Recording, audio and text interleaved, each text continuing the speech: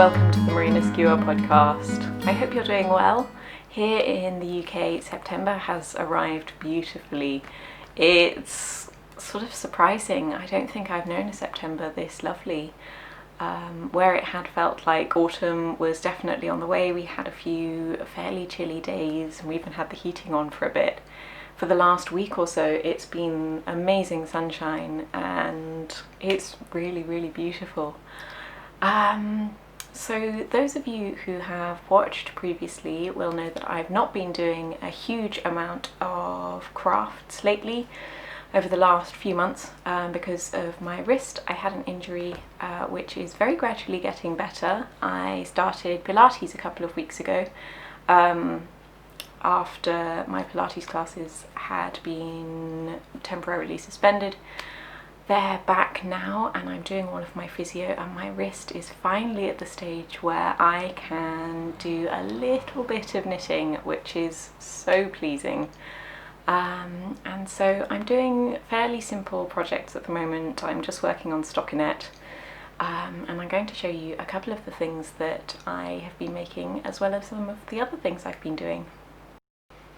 So here I've been working on a cardigan which I showed on the podcast months ago, probably back towards the beginning of the year, and I've finally begun to make decent progress on it.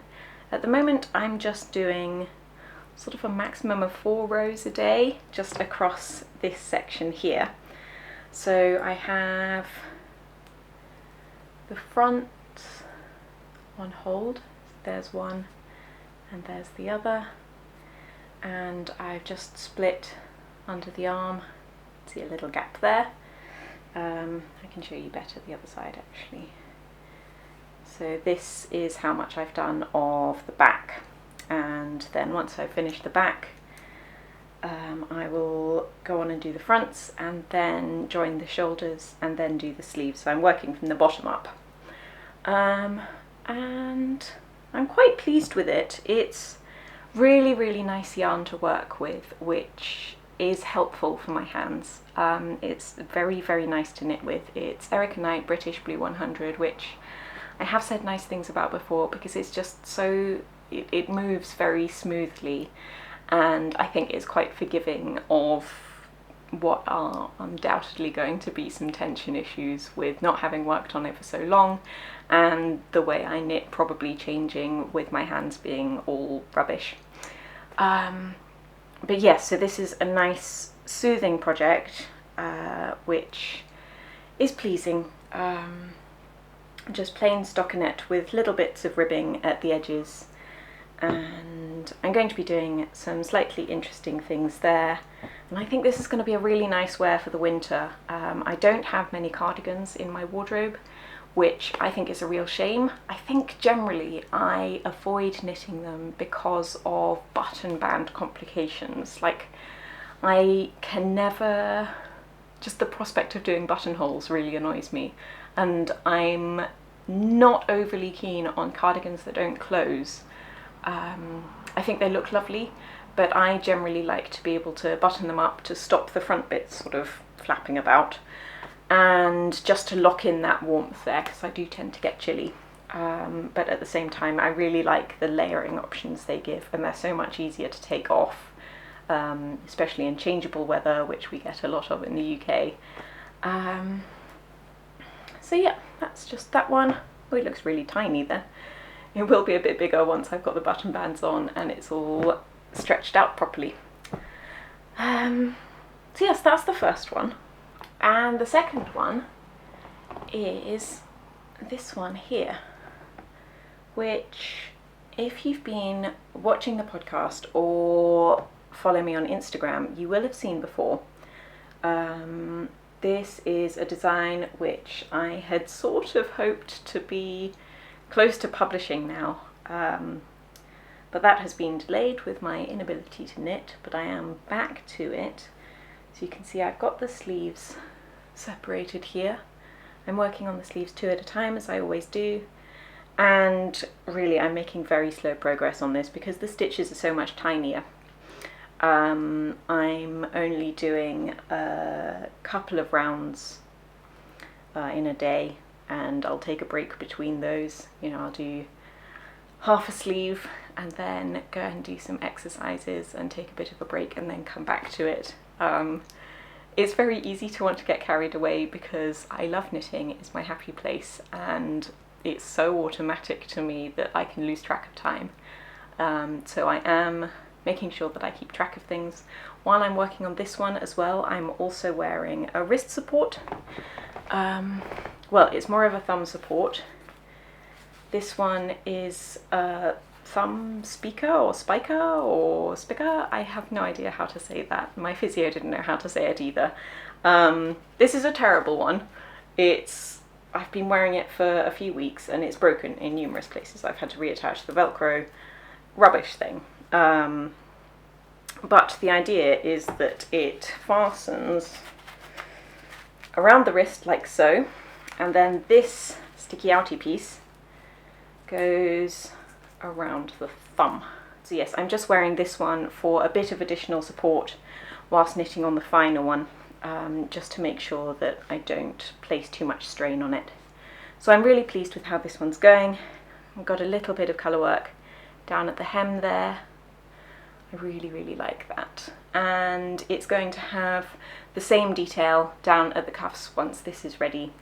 I can't put a date on. Usually I can estimate how long it's going to take me to make things, but I really don't know when I'm going to be able to finish this one. I will be finishing it as soon as I reasonably can, and after that I'll be putting out a call for test knitters so that I can publish it. And I've talked about the yarn before. It's Garfenor. The main colour is called Shale. It's a natural Shetland colour, and the contrast at the neck and hem and will be on the cuffs is called Willow, and that's their Pentland yarn. So they're both woolen spun, which I really like for colour work. And so yes, that is the two knitting projects that I've been able to work on.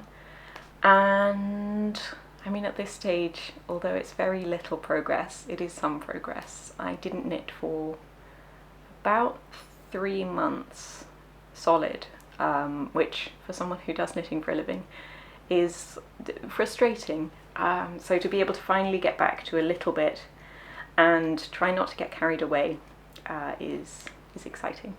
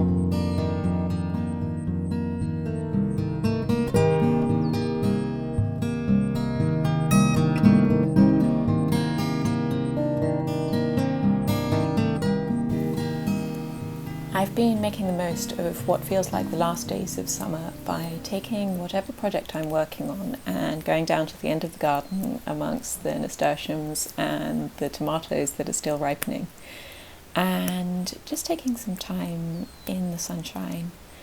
And this project is one that I started pretty much as soon as I was able to start making again. It's an old shirt that used to be my father's that he got rid of quite a few years ago, and it's one of my favourites for wearing around the house. And where I've shown previously where I've done a bit of embroidery to cover up a darn over a hole or something, this is just for the sake of enjoyment. It's just because I really felt like doing some embroidery and some work that was freestyle. So with how I'm doing this with a little pattern of leaves and vines, it's just a case of doing a few stitches at a time and sort of seeing where they want to go, and that has been really nice. And because it's already on a fabric, it gives a feeling of progress and fulfillment. You can see what you're working on as you go, rather than knitting where it can feel like progress is a bit slower because the growth of whatever you're knitting is incremental.